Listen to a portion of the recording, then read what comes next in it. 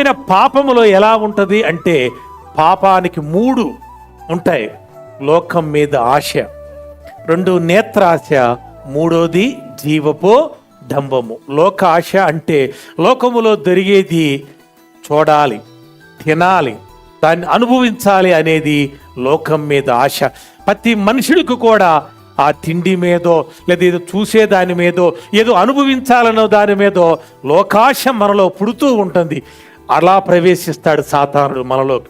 లేకే నేత్రాశ, మరి మన నేత్రములకు ఇంపైనది మనం చూడాలని మనం కోరుకుంటాం. అలా సాతానుడు మనలోకి ప్రవేశిస్తాడు. లేకపోతే ఘనత కావాలి, జీవపు డంబము కావాలి, మనం గొప్పవారు, నేను గొప్పవాడిని అని మనం అనుకుంటూ ఉంటాం. అలా అయినా సాతానుడు మనలోకి ప్రవేశిస్తాడు. ఈ 3 విషయాల్లో మనం చాలా జాగ్రత్తగా ఉండాలి.